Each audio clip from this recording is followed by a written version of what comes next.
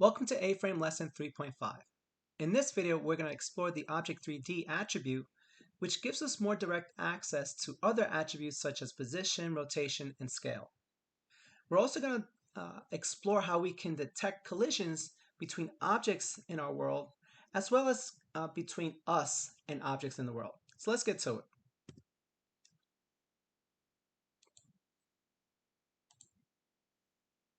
So what we have here, we have a sphere that's going to move towards our box, and we simply want to detect a collision between the sphere and the box to start off. In our script.js, we've grabbed our scene, which we really don't need for this example, but we've also grabbed the target, which is the box, and the ball, which is the sphere. We have our recursive loop to create the animation of the ball moving, but we haven't actually moved the ball yet. In previous lessons, we learned how we can do the set attribute function to set attributes such as position and so on. But in order to use set attribute position, you would then have to specify each of the positions and on each of the axes, the x, y, and z. Well, in this particular case, we might not necessarily be concerned with the y and z axis. We just simply want to make the ball move to the left, which means we have to decrease its x value. So we can gain access more directly to just the x property by using the object 3D attribute, which is provided through Three.js, the library that AFrame is built on. So after type in an object 3D, you can then type in attributes such as position, and then also further specify the x position.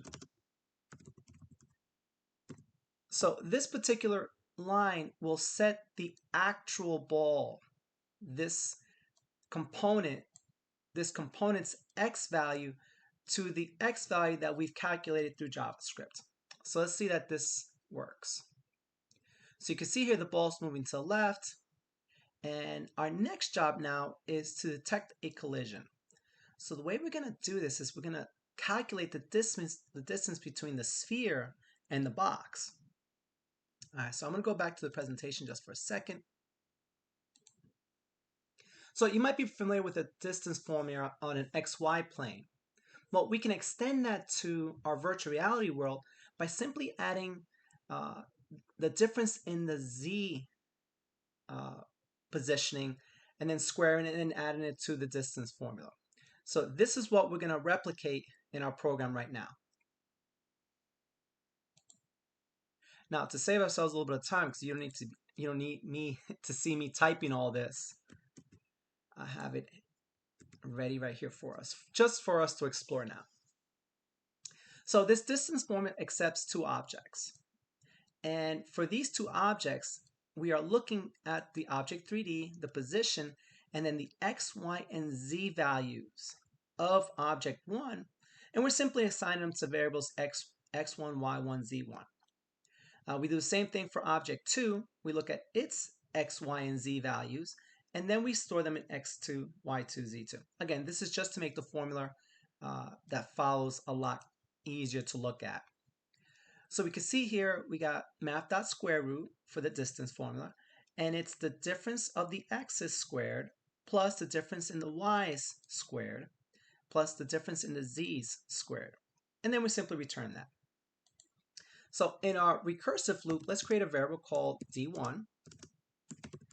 And let's just store that distance between the ball and the target. Now the other thing I want to do too, instead of using console, in our index we have a text component that's attached to the cursor. So it'll be nice for us to simply be able to see the distance being calculated in our world instead of having to look at it in the console. So let's do output dot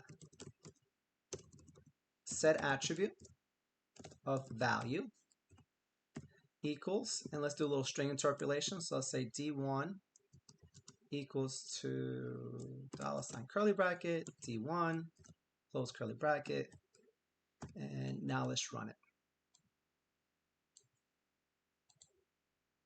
All right, so what we're seeing here is the distance between the ball and the target, and you can see here the distance decreasing.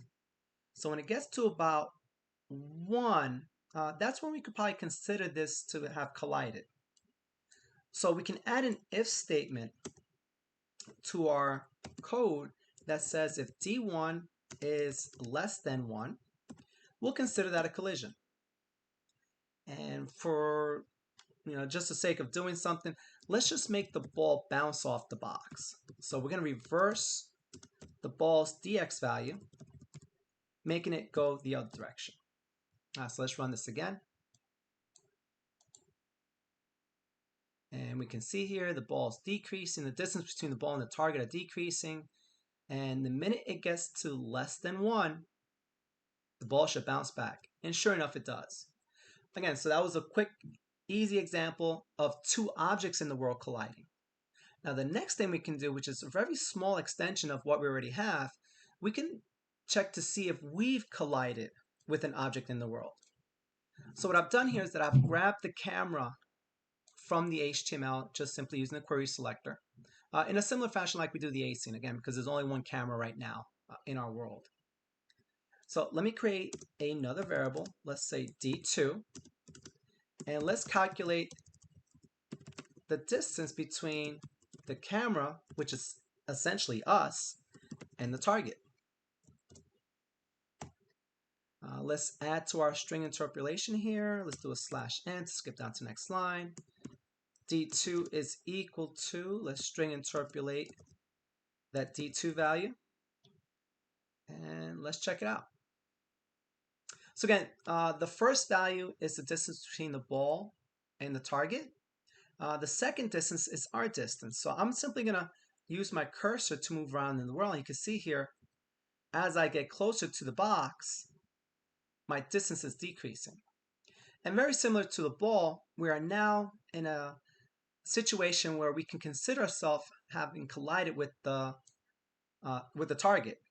It happens to be the same value of roughly less than 1. So let's do another if statement that checks our distance to the target. So if D2, again, D2 represents the distance between us and the target. If it is less than 1, we'll consider ourselves having collided with the box. And in this case, let's make the box go away, the target go away. So I'm going to do a set attribute of opacity. And let me set that equal to 0. So that way when we collide with the box goes away. All right, so let's go here. Let's watch the sphere collide with the ball. The sphere collide with the box, the target. It bounces back. And now let's us collide with the target. And there it is. Box is gone. All right, so let's go back to our presentation and let's review what we've done. So in this particular video, we saw how we can use the Object3D attribute to gain access to specific parts of other attributes such as position, rotation, scale, and again, and a slew of other attributes. Again, it makes it a lot easier to access just the attribute we need instead of having to set all the attributes using the set attribute function. We also explored how we can detect collisions between 2 objects by simply using the distance formula. We were able to extend the distance formula to simply include the z-axis in pretty much the same way you did in a traditional math class with just the x and the y. Once we retrieved the distance, then we simply made a decision that if the distance was smaller than some threshold, we were able to do something. Again, in the example in the video, we had the ball bounce back off the target, and if we collided with the target, then the target went away. So hopefully you're excited about doing collisions inside your world, and enjoy.